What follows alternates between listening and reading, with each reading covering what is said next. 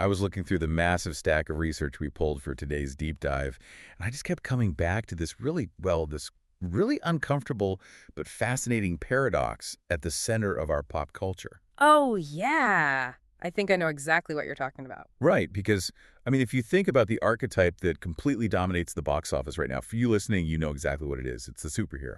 But specifically, it's that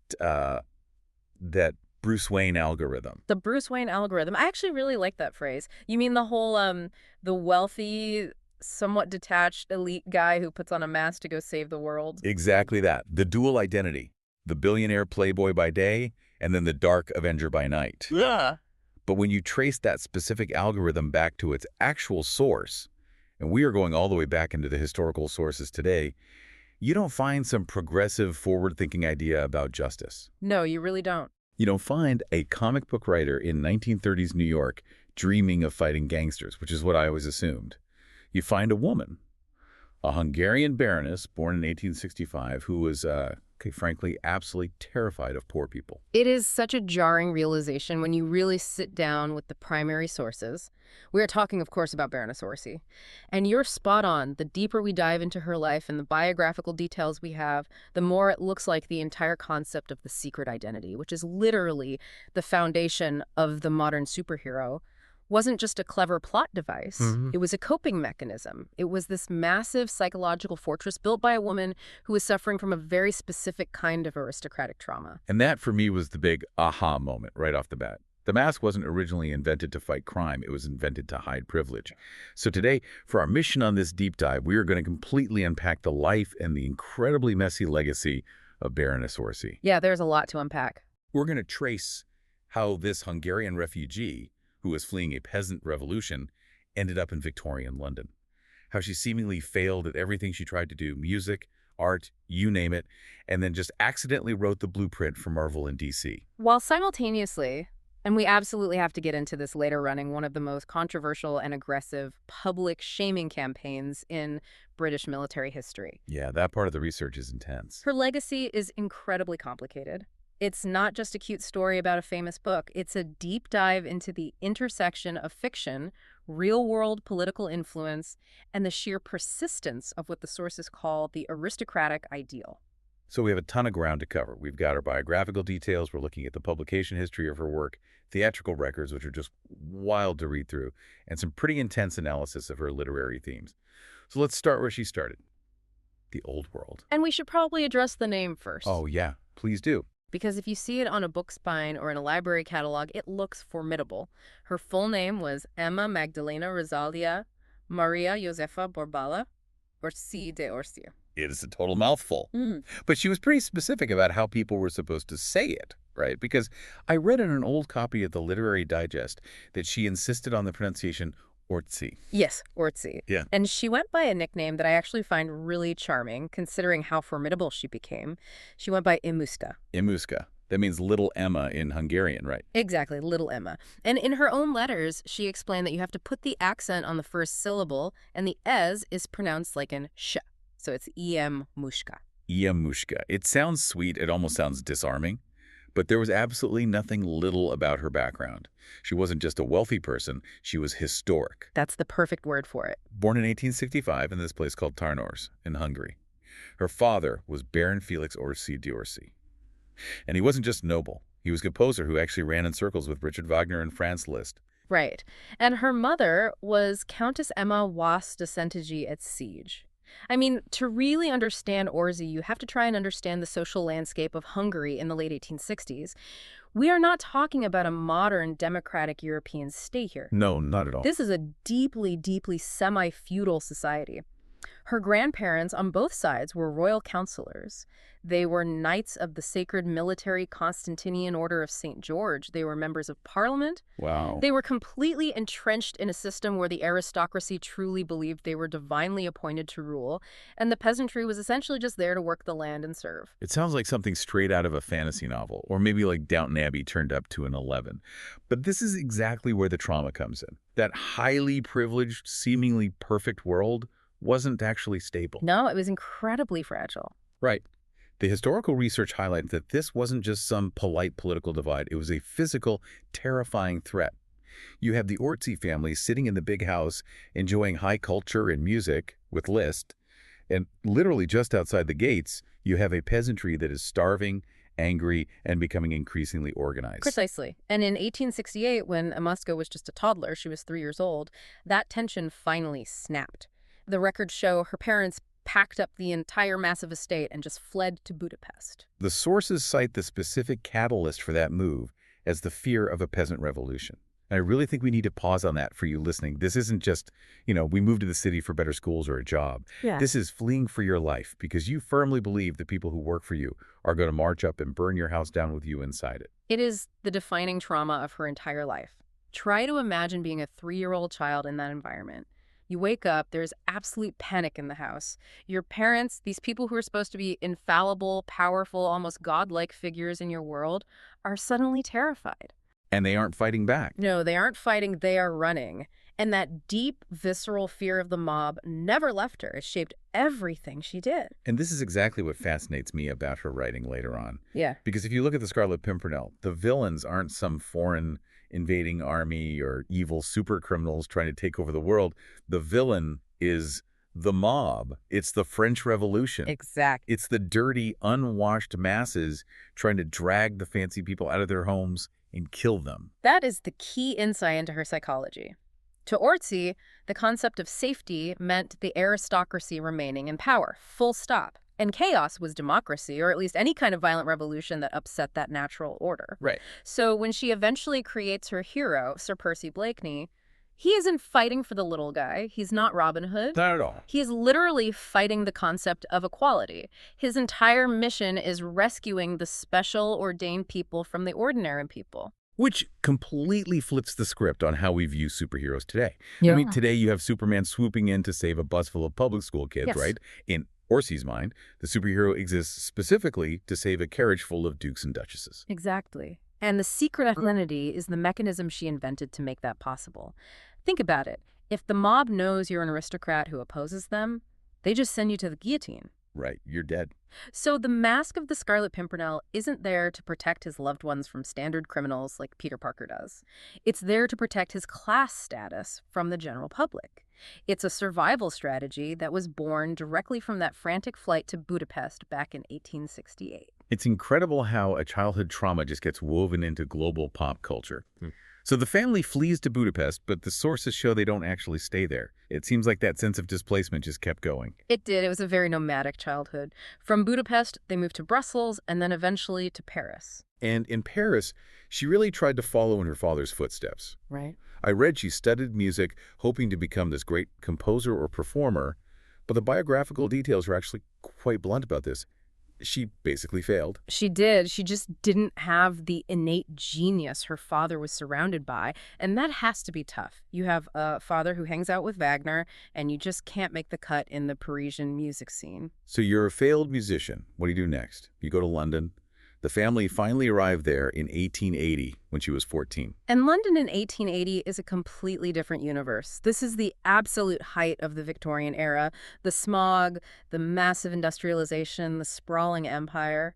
For a Hungarian teenager who speaks French and German, it must have been an overwhelming sensory experience. Oh, it had to be a total shock to the system. The sources say they lodged with a fellow Hungarian expatriate on Great Portland Street. And since music was a bust for her, she pivoted to visual art. And she was actually pretty good at this. She attended the West London School of Art and then moved on to the Heatherley School of Fine Art. She even got some of her paintings exhibited at the Royal Academy, which is no small feat. It's a huge achievement. She clearly had talent, but art school provided her with something perhaps even more important than a career path. It is where she met her husband. Henry George Montague MacLean Barstow. Yes, Montague Barstow. He was the son of a clergyman working as a commercial illustrator, and honestly, this feels like the one area of her life that wasn't touched by anxiety or fear. By all accounts in her memoirs, it was a profoundly deep connection. They got married in 1894, and she described their relationship as perfect happiness and understanding and perfect friendship for nearly half a century. It is rare to see such an uncomplicated, joyful description of a marriage in literary biographies. Usually you dig into these lives and there is some secret strife or resentment, but they were true partners in every sense. They really had to be, because they were totally broke. That whole starving artist trope was very real for them.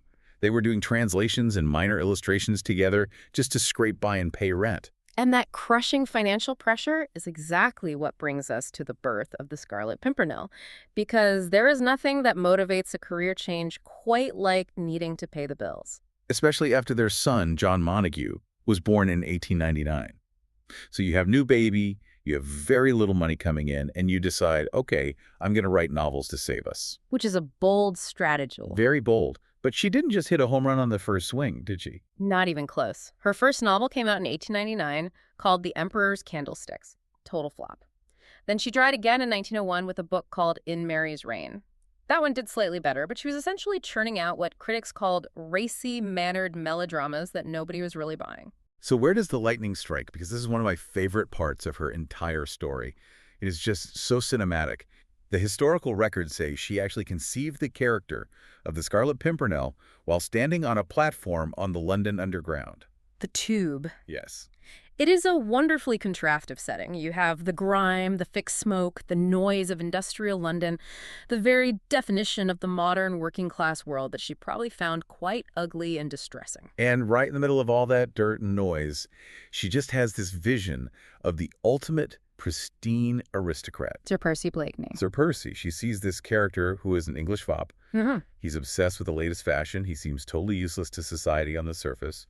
But secretly, he is crossing the channel to rescue French aristocrats from Madame Guillotine. I love the imagery of that. She is standing there, probably surrounded by tired commuters and coal smoke, dreaming of satin suits and sword fights. It's pure escapism. But as we know, just because she had a brilliant idea didn't mean the world was ready to embrace it. No. She wrote the novelization of this idea, and she submitted it to publishers.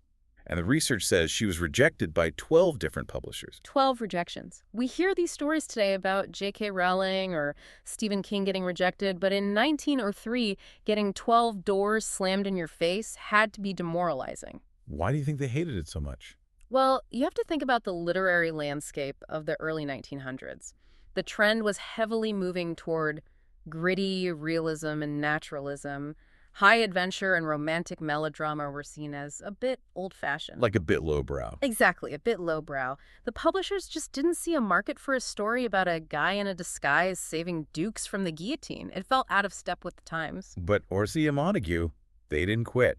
And this is where that partnership you mentioned really shines. They couldn't get the book published, so they pivoted to the stage. Right. They sat down and co-wrote it as a play in 1903. And this time, they finally got a yes. They took it to Fred Terry and Julia Nielsen, who managed a theater, and they accepted it for a West End production. And when it finally opened on January 5th, 1905, it wasn't exactly an overnight sensation. No, the initial audiences were quite small. The critics were actually not kind at all. They found the play silly and overly dramatic. But the audience, the people who actually bought tickets, they found it completely addictive.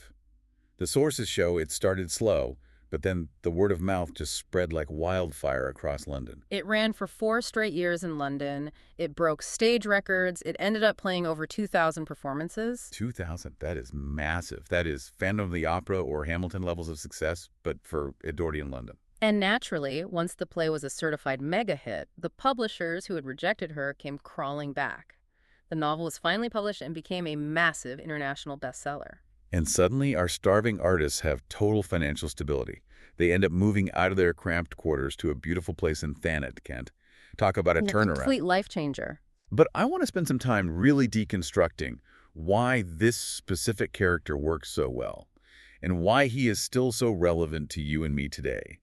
Because when you strip away the 18th century clothes and the powdered wigs, Sir Percy Blakeney is the very first superhero. He really is the cultural blueprint. If you analyze the character and break him down, you see the establishment of all these conventions that we now just accept as standard for the genre. So let's go through them. The most important one, as we touched on, is the dual identity, the alter ego. Right. Before this, heroes in literature were usually heroes 24/7.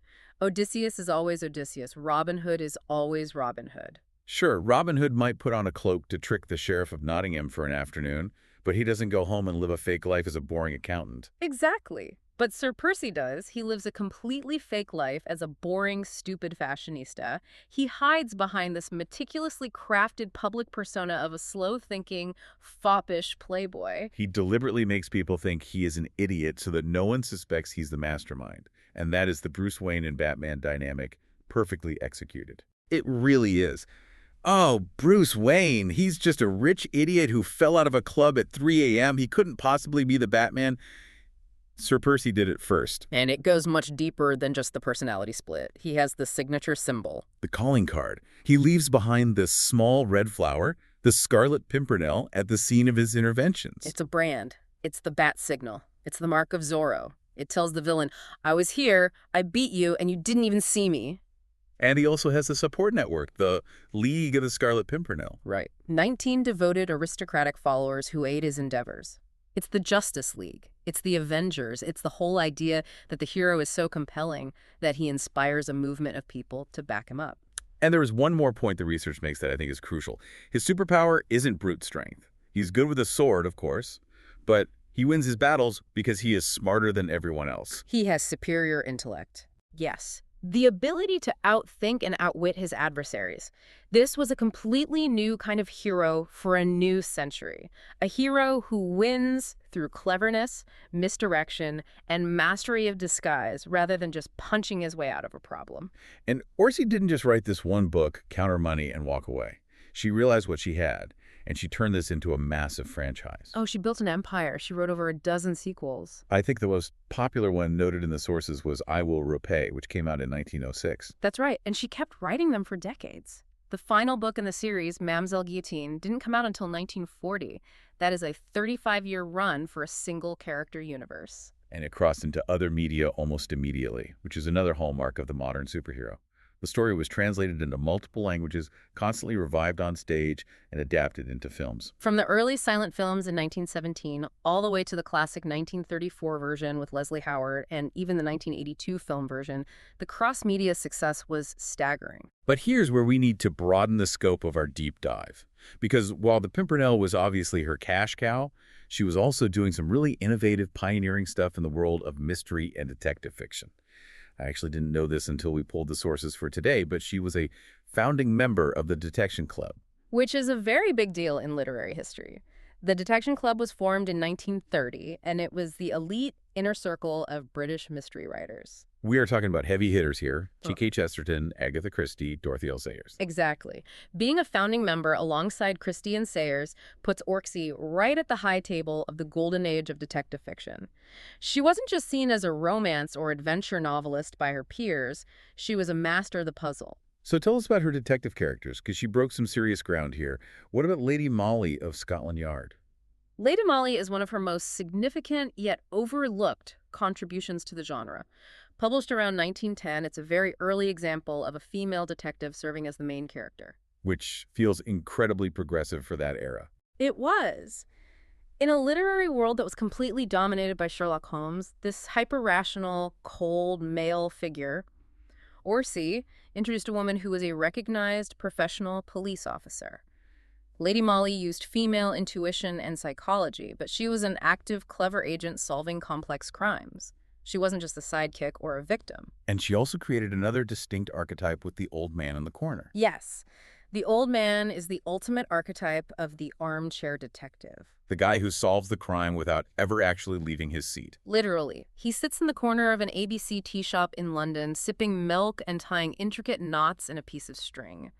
People bring him the details of baffling crimes, and he solves them just by listening to the evidence and applying pure logic. He doesn't go to the crime scene. He doesn't chase bad guys down dark alleys. Never. He outthinks them from his chair. Again, we see her emphasizing superior intellect over physical action, just like she did with the Pimpernel. It really seems like she had this fascinating duality in her writing. On one hand, you have the high melodrama, the sword fights, the passionate rescues, and on the other, you have this cold, hard logic and intricate puzzle solving. Critics at the time described her overall style as highly wrought and intensely atmospheric. She knew exactly how to manipulate the reader's emotions. Even when she wrote standalone historical melodramas, she went all in. Oh, like The Nest of the Sparrowhawk. Yes, from 1909. The plot of that book is absolutely bonkers. Break it down for us. Give me the elevator pitch based on the plot breakdown in our source. Okay, here we go. The setting is Puritan Kent. You have a malicious, greedy guardian who wants his wealthy ward's fortune. So he disguises himself as an exiled French prince to trick this young heiress into marrying him so he can legally steal all her money. Disguises again. It's literally always disguises with her. Always. But it gets crazier. He ropes in his widowed sister-in-law to help him with the con. And during this elaborate plot, she accidentally disgraces one of her sons and then discovers her other son has been murdered by the villain. That is soap opera level drama. It is so dark. It's incredibly dark and convoluted. And here's a really fun, kind of cynical fact about the marketing of that book. The publishers knew the Scarlet Pimpernel was their massive moneymaker. So even though The Nest of the Sparrowhawk had absolutely zero connection to the Pimpernel universe, different era, different characters, they blatantly advertised it as part of the Scarlet Pimpernel series. Just to trick people into buying it. Just to drive sales. The classic bait and switch. I guess the ethics of publishing marketing haven't changed that much in 100 years? Not at all. Okay, so we had to pivot now. We've covered the massive hits, the detective stories, the literary innovations. But the mission of this deep dive is to look at the whole picture. We cannot talk about Baroness Orczy without looking closely at her politics, her activism, and the controversy that followed her. Because there is a very sharp, very real edge to this story. There is. And this brings us right back to the why of her worldview. We have to remember the trauma of her childhood, the flight from the peasant revolution. That deep fear eventually solidified into a very rigid, extremely conservative worldview as an adult. She firmly believed in the absolute superiority of the aristocracy. Yes. The sources, including her own biographers and critics, note that her attitude toward what she called the lower orders was incredibly patronizing. It was condescending, especially if anyone from the working class stepped out of line or demanded rights. She was a staunch supporter of British imperialism. She supported militarism. And obviously, given her background, she was vehemently opposed to the Soviet Union and any form of communism. She hated anything that smelled of socialism. And this wasn't just idle talk at fancy dinner parties. She didn't just write about these ideals in fiction. When World War I broke out, she got active, she mobilized, and this is the part of the historical record that is genuinely difficult to read about. She established an organization called the Women of England's Active Service League. This is where the romantic writer clashes violently with the harsh, ugly reality of war. Her goal with the League was to empower and mobilize women to convince men to enlist in the military. And the pledge they had to take was intense. To join, a woman had to sign a pledge that stated her intention to persuade every man she knew to offer his service to the country. Orczy was ambitious, too. She aimed to recruit 100,000 women for this league. Did she hit that number? She recruited about 20,000, according to the numbers we have. But the controversy stems from how they actually went about this persuasion, because she was a founding member and a major proponent of the white feather movement. We really need to unpack this carefully for you listening, because you might not know the historical context. The white feather wasn't a badge of honor. It wasn't a ribbon of support. It was a weapon. It was weaponized public shame. The white feather has been a traditional symbol of cowardice in British culture for a long time. It actually comes from cockfighting, where a bird that had a white feather in its tail was considered a poor, cowardly fighter. Right. So the movement, which Orczy championed, encouraged these women to carry white feathers, walk up to men in civilian clothes on the street, men who were not in military uniform, and pin the feather on them in public. It was a direct, aggressive confrontation. The entire symbolism was intended to publicly brand the man a coward, to humiliate him so deeply that he would be shamed into signing up for the army just to prove his manhood. You are walking up to a stranger in the middle of a busy high street and calling him a coward to his face.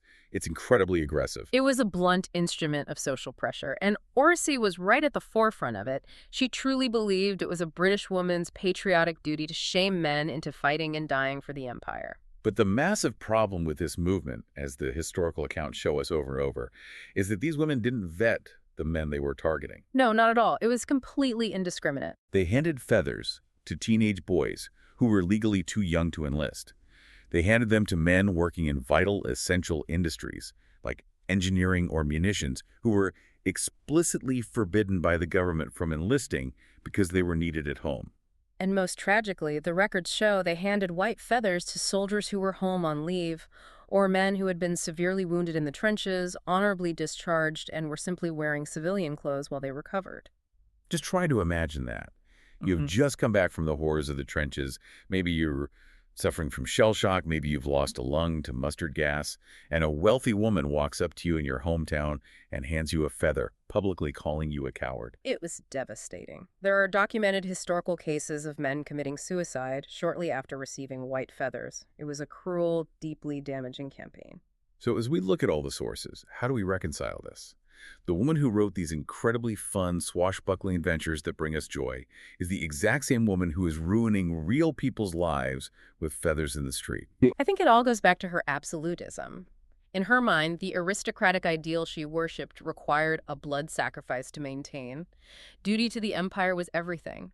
If you weren't actively fighting to protect the social order, you were part of the chaos. She just couldn't see the nuance. She only saw the cause. Exactly. It's a stark reminder that authors are complex people of their time, often holding prejudices and executing actions that we find deeply abhorrent today. It creates a very complicated, very messy legacy. She creates a fictional hero who uses a disguise to save innocent lives, while in reality, she uses her own fame and influence to mercilessly shame real people into risking theirs. She was both a pioneer of pop culture and a wartime propagandist. You can't separate the two. So let's move to the final chapter of her life as we start to bring this deep dive to a close. The First World War ends. The world changes drastically again. Where does she end up? Well, the massive wealth generated by the Scarlet Pimpernel franchise allowed her to live very comfortably. She bought a beautiful estate in Monte Carlo on the Riviera. Villa Bijou. Yes, Villa Bijou, which translates to the Jewel Villa. Sounds like a nice place to retire. It was idyllic, but history has a dark way of repeating itself for her. She was living in Monte Carlo when World War II broke out, and once again, she was trapped by a massive, violent conflict. She was unable to return to London. And during this time, she faced a profound personal tragedy, one that she couldn't write a clever escape from. Yes. In 1942, her husband, Montague Barstow, died in Monte Carlo. And that just hits hard when you read the biography. They had been together, working side by side for almost 50 years. He was her co-writer, her illustrator, her best friend. His death completely broke her. She was isolated, she was widowed, and she was living out her final years in a Europe that was once again tearing itself apart and destroying the old order she loved so much. She spent those isolated years writing her memoir, right? She did. It's called Links in the Chain of Life, and it was eventually published in 1947. Did she ever manage to get back home to England? She did, finally, after the war ended. She returned to England, but she passed away shortly after on November 12, 1947, in Henley-on-Thames. She was 82 years old. 82. Think about the sheer scope of that life. She saw the horse-drawn carriages of feudal Hungary. She survived the Industrial Revolution of Victorian London. She lived through 2 devastating world wars, and she died right at the dawn of the atomic age. It was a life defined by massive, sweeping historical changes. So as we wrap up this deep dive, I want to try to synthesize all of this information for you. When we look at all the sources, the books, the plays, the political activism, what is the ultimate takeaway from the life of Baroness Orczy? I think the core takeaway is the sheer power of transformation and adaptation. You have a terrified refugee who completely reinvents herself as a wealthy British icon. You have an artist who fails at music and painting, but somehow becomes one of the best-selling authors of her century. But mostly, you have someone who took her deepest, most profound trauma, that absolute terror of the angry mob, and transmuted it into a story that literally changed pop culture forever. And we have to acknowledge that without her specific anxieties, we might not have the modern superhero archetype of the secret identity. It is genuinely hard to imagine Batman or Superman or Zorro existing without the template that Sir Percy Blakeney provided. That highly specific combination of the useless, foppish alter ego hiding the hyper-competent hero, that starts with the Huska. It absolutely does. And here's the final provocative thought I want to leave you, the listener, with today. Something to mull over. I want you to think about the ultimate irony of the paradox we started this show with. The inversion of her hero. Exactly. Right. Orczy explicitly created the Scarlet Pimpernel to be a counter-revolutionary. He was fundamentally a hero for the 1%.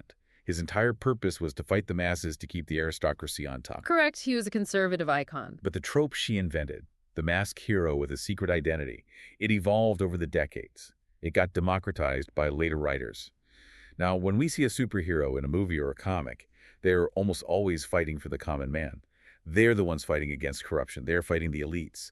That is the ultimate historical twist. The precise literary tool she invented to protect the aristocracy is now used globally in fiction to protect the vulnerable masses.